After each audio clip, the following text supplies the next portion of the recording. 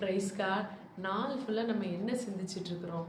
நம்ம காலையிலேருந்து நைட்டு வரைக்கும் நம்மளோட சிந்தனை அப்படி என்னதாங்க சிந்திச்சிட்டு இருக்குது?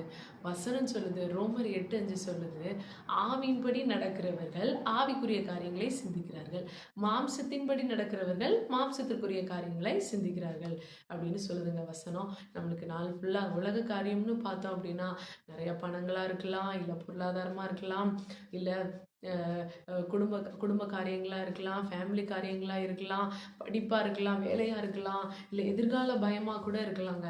ஆனால் ஆவிக்குரிய காரியங்களில் நம்ம சிந்திக்கிறோம் அப்படின்னு பார்த்தா தேவனுடைய வாக்குத்தத்தங்கள் இருக்குது. நம்மளுக்கு ஜெபிக்கிறோமா, இல்லை வேதம் வாசிக்கிறோமா, நம்முடைய வாழ்க்கை மற்றவங்களுக்கு எவ்வளோ ஆசீர்வாதமாக இருக்குது, நம்முடைய சாட்சியை நிறைய பேர்கிட்ட நம்ம பகிர்ந்து கொண்டோமா, தேவனோடு கூட நம்ம எவ்வளோ நேரம் செலவிடுறோம், இப்படி நிறைய இருக்குங்க.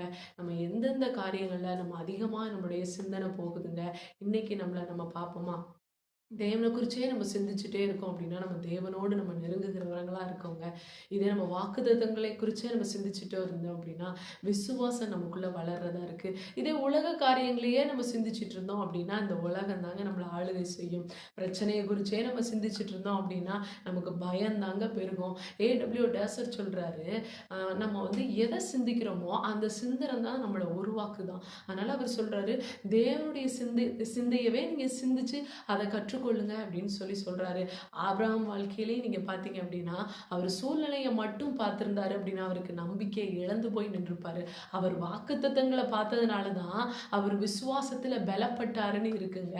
ஆமென். இன்னொரு வசனம் கூட சொல்லுது, ஆண்டவர் சொல்றாரு மத்தேயில, ஆமென், நீங்க நாளைய தினத்தை குறித்து கவலைப்படாதீர்கள்னு. நம்ம உலக காரியங்கள்ல எவ்வளவோ காரியங்களை சிந்திச்சு நம்ம கவலைப்படுறோம்.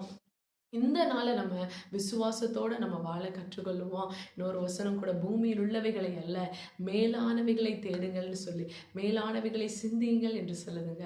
ஸோ நம்ம ஒவ்வொரு நாளையும் தேவனுடைய காரியங்களை நம்ம அதிகமாக சிந்திப்போம். எந்த காரியங்களை நம்ம அதிகமாக சிந்திக்கிறோம்னு இன்றைக்கு நீங்கள் தியானிச்சு பாருங்க, இன்றைக்கு நீங்கள் சிந்திச்சு பாருங்க.